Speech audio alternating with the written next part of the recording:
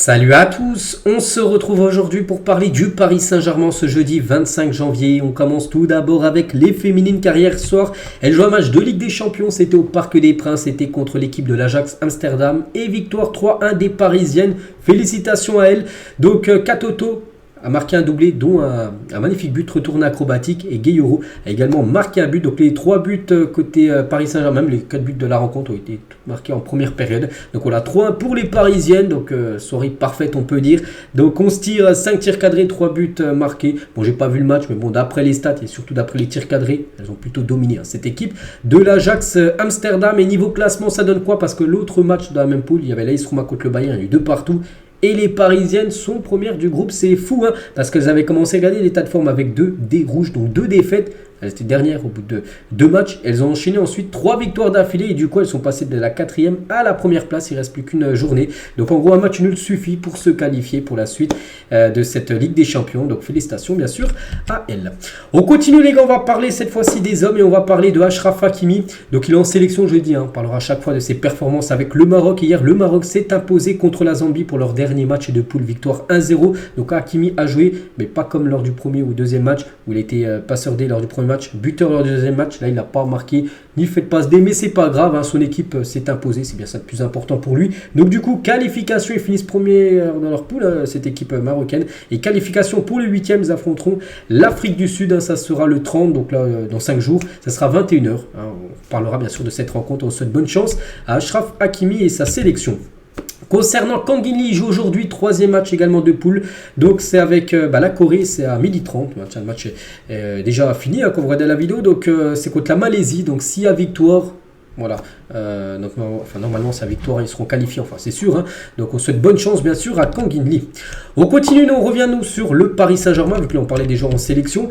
Donc le PSG, prochain match, on est le 25, hein, donc je vous montre le programme, hein, je vous montre tous les jours. Donc le 28, donc 3 jours, c'est dimanche, c'est contre Brest, c'est à 20h45, ça sera le dernier match, hein, qui sera diffusé sur Amazon Prime, hein, comme d'habitude le dimanche soir. Ensuite il y aura un déplacement à Strasbourg, et ensuite il y aura de nouveau Brest, cette fois-ci de la Coupe de France, puis après il y a Lille. Et ensuite, il y a la Real Sociedad. Il se profile à ce match, bien sûr. Plus les jours passent, plus on se rapproche de ce match hyper important, ce 8e de finale que tout le monde attend. C'est ce match de Champions League.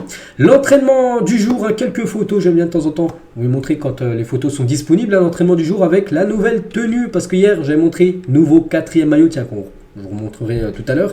Mais oui, aussi les nouvelles tenues d'entraînement, hein, qui ont été mis par les joueurs, hein, donc pour cette deuxième partie de saison. Donc je les trouve magnifiques, couleur, on peut dire kaki.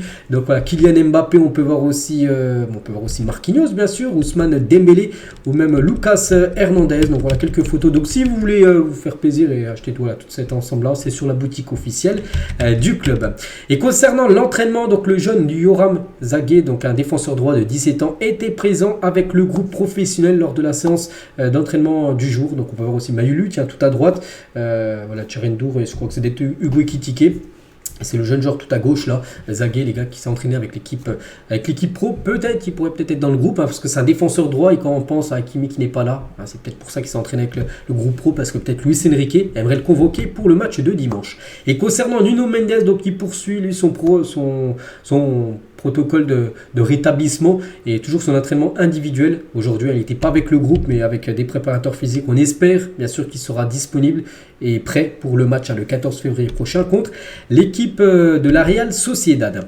On va parler de Leny Yoro. C'est que le PSG veut ce joueur et Leny Yoro ne quittera pas le LOSC cet hiver d'après l'équipe. Donc le PSG reste en embuscade, même si les dirigeants savent qu'il n'y a que peu de chances qu'un deal puisse aboutir. Le club devrait néanmoins insister l'été prochain, mais là cet hiver ça va être compliqué. On est le 25, bon, il reste encore une semaine de mercato, mais voilà, en gros c'est Lille surtout qui veulent pas le lâcher, on peut comprendre, hein. Mais l'été prochain, là vraiment il y aura beaucoup plus de chances et vraiment là le club insistera beaucoup plus l'été prochain pour essayer de s'offrir le défenseur lillois. Le dossier Kimmich reste ouvert, mais le PSG fera surtout le forcing également l'été prochain pour le signer, malgré la fermeté du LOSC. Bon, ça on en a parlé tout à l'heure avec Leny Yoro, mais voilà, concernant Kimmich, c'est à peu près pareil, en gros c'est à peu près la même chose, hein. Que ce soit Kimmich ou Leny Yoro, le PSG vraiment Saint-Germain fera le forcing l'été prochain. Concernant Gabriel Moscardo, on sait ce joueur qui aurait dû signer en même temps que Beraldo. En gros, ça s'est accéléré parce que en gros, il a signé au Paris Saint-Germain. C'est vrai qu'on n'a pas vu encore l'annonce officielle, PSG, comme il communiquait tout ça. Mais bon, d'après l'équipe et même d'après Fabrizio Romano, s'il dit ça, Fabrizio Romano, c'est que voilà, lui, il sait ce qu'il dit. Donc lui aussi avoue et confirme que le PSG a signé Moscardo. Montant du transfert 20 millions d'euros plus 2 millions. En bonus, donc il arrivera à Paris l'été prochain après 6 mois de prêt chez les Corinthians et surtout là il va se faire opérer et du coup il ne sera pas disponible pendant 3 mois et donc en gros il est prêté, on va dire, le PSG est là actuellement même si on n'a pas vu encore l'annonce officielle, le prêt jusqu'à la fin de saison à son équipe actuelle. Il arrivera le 1er juillet 2024 du côté du club. Donc regardez, Fabrizio Romano, on peut voir qu'il est mentionné, donc voilà, le joueur a bien signé, c'est un contrat de 5 ans voilà, pour Moscardo, donc voilà, on attend maintenant l'annonce officielle bien sûr de ce joueur les gars, et il devrait porter le numéro 20 du côté du Paris Saint-Germain. Et pour ceux qui, déjà, on peut voir qui suit maintenant le PSG, alors qu'il ne suivait pas avant le club, voilà, sur son compte Instagram. Et pour ceux qui veulent savoir un petit peu plus de ce joueur, c'est qui joue attaquant, défenseur, il joue, en gros, c'est un joueur qui joue milieu de terrain. Donc voilà, c'est un joueur formé au Brésil et plus particulièrement au Corinthians, son club actuel. Donc cette année, il a joué 37 matchs, dont 27 avec l'équipe pro et le reste avec les U20 sans tenir compte des matchs en sélection. Donc un but, une passe, après il joue milieu de terrain. En gros, il est un peu considéré comme Casemiro, un milieu défensif, voilà, c'est son style, donc c'est pour ça que les stats ne sont pas énormes, surtout en 37 matchs, mais bon, c'est un joueur qui joue milieu. Alors, ce qu'on lui demande, nous, c'est d'être la plaque tournante au milieu de terrain. 6 cartons jaunes en Serie A, donc Serie A brésilienne, bien sûr, très populaire au Brésil et reconnu comme étant un très très gros espoir, représente des qualités énormes. Donc voilà, Moscardo est un numéro 6 pouvant évoluer 8 voire même numéro 10. Il possède de très grandes qualités physiques pour un jeune joueur. Il semble avoir une très grande lecture de jeu, un jeu robuste et dur sur l'homme. Donc voilà, physiquement il y va, il met de l'impact. Donc il n'est pas infaillible techniquement, mais cela ne devrait pas faire tâche en Ligue 1. C'est-à-dire en gros techniquement c'est pas Ronaldinho, mais voilà, il n'est pas non plus mauvais non plus en technique. Bon passeur et plutôt à l'aise dans la projection vers l'avant. Il ne pourra s'exprimer qu'avec voire deux numéro 8, très bon passeur autour de lui. On pourrait craindre que sa capacité de projection puisse poser problème, mais son endurance extrême et sa superbe qualité de tacle compensent en gros peut-être les choses où il est un peu moins bon. Son engagement est parfois trop élevé, ce qui provoque des rappels à l'ordre et des cartons jaunes. C'est pour ça que tout à l'heure je l'ai dit, il a quand même pris 6 cartons jaunes. C'est quand même pas mal. Et l'avis d'un expert, à mon sens, il est assez logique pour un joueur évoluant dans un championnat qui, contrairement aux clichés, est très dur pour les jeunes d'avoir des moments de passage à vide, surtout au vu de la saison des Corinthians. Je pense que dans une équipe comme le PSG qui domine son championnat, il n'aura vraiment pas de barrière et il pourra continuer d'apprendre dans le meilleur environnement possible. Pour le prix, la situation financière de notre club, je pense que c'est un très bon coup. Donc là, en gros, c'est quelqu'un de Corinthians qui dit ça, qu'en gros, voilà, le vendre 20 millions d'euros, c'est une grosse vente, bien sûr, pour l'équipe brésilienne.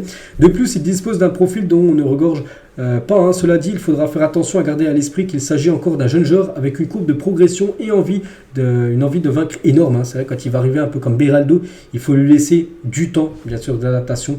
Tu ne peux pas lui demander déjà de faire des matchs énormes à son arrivée parce que déjà, il est tout jeune, puis il change de championnat, il change de tout, il change de langue, il change de pays. Donc il faudra lui laisser bien sûr un temps d'adaptation. Mais voilà, ce joueur, les gars, parce qu'on parlait de ses stats, tout ça, en gros, ce joueur aurait signé, maintenant on attend l'annonce officielle bien sûr, du Paris Saint-Germain. Et Moscardo, j'ai dit, voilà, pour le numéro 20, donc les documents sont signés, le PSG annoncera l'accord entre aujourd'hui et demain. Voilà, donc maintenant on attend. On continue, on va parler du Bayern Munich est sur le point de se retirer du dossier Trippier, donc en concurrence directe avec Nordi Mukiele. Le club allemand semble avoir fait son choix. De toute façon, le Bayern, les gars, regardez, encore de l'espoir pour un accord avec Mukiele. Donc le directeur sportif du Bayern, il a dit oui. Nouvelle offre sur Trippier, non, c'est fini. Vraiment, ils veulent plus Trippier, ils veulent absolument Mukiele, le défenseur droit du PSG. On verra le joueur lui aussi, souhaite aller au Bayern Munich. Maintenant, il faut qu'un deal se trouve et surtout, il faut que le PSG trouve quand même son remplaçant. Parce que si tu perds Mukiele, déjà que tu n'as pas Hakimi là. Donc, c'est vrai qu'Hakimi, d'ici 2-3 semaines, il va revenir normalement. Mais bon, voilà, il faut quand même imaginer Hakimi se blesse. Voilà, il faut quand même un nouveau défenseur droit, si bien sûr Mukiele venait à quitter le club. Concernant Hugo Ekitike, Wolfsburg a décidé de ne pas recruter Hugo Ekitike après une seule discussion. Le club a constaté que les conditions financières du joueur ne sont pas compatibles avec les moyens du club allemand. Actuellement, le joueur est proposé à diverses équipes. Donc, lui, c'est c'est tellement complexe, on peut dire. Un coup, il était proche de Wolfsburg ou même de Francfort, puis en gros, plus trop maintenant, on ne sait pas. Voilà. À une semaine de la fin du mercato, pour l'instant, il est toujours sous contrat et toujours joueur du Paris Saint-Germain.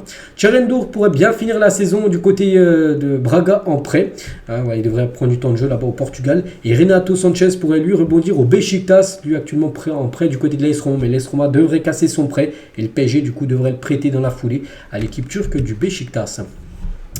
On va parler de Kylian Mbappé et d'après Sport Bild. Sport Bild, c'est un journal allemand plutôt fiable quand même. Si on voit des infos comme ça, c'est qu'ils ont plutôt des sources, je suis pas sûr, mais bon, voilà, d'après eux. Donc Mbappé, après la décision de signer au Real Madrid, affirme Sport Bild, le Français demandera un salaire annuel de 70 millions d'euros pour signer du côté du Real. Donc pour l'instant, le club madrilène lui offrirait 35 millions d'euros, donc la moitié que ce qu'espérait Kylian Mbappé du côté du Real en salaire. Bon, c'est un salaire énorme, 70 millions d'euros il demande à Mbappé. C'est peut-être ça que ça peut faire peut-être coincer. Peut-être le Real va se dire maintenant il demande trop d'argent, du coup il ne recrute pas et tant mieux, comme ça il restera au PSG. Mais voilà, d'après Sport Bild, il aurait pris la décision de signer au Real Madrid l'été prochain. On verra, n'oubliez pas qu'il devrait prendre sa décision dans moins de 3 semaines avant le match contre la Real Sociedad. En plus du PSG, Jordan s'apprête à lancer une collaboration avec Tottenham et Chelsea. Jordan par exemple, tiens, sur ce 4e maillot que j'ai dit où les filles ont porté hier, un sublime 4e maillot, on peut voir Jordan, et en gros Jordan était seulement en collaboration avec le PSG, donc maintenant ils seront aussi avec Tottenham et l'équipe de Chelsea.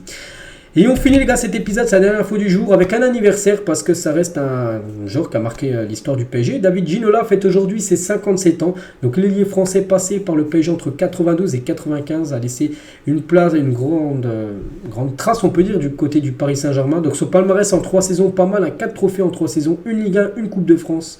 2 Coupes de France et une Coupe de la Ligue. C'est vrai qu'il y a la Coupe de la Ligue à l'époque. Donc voilà, bon anniversaire à David Ginola. Et on finit avec lui. J'espère que ça vous a plu. On se retrouve demain vendredi pour le prochain numéro. Je vous souhaite une très bonne journée et à demain.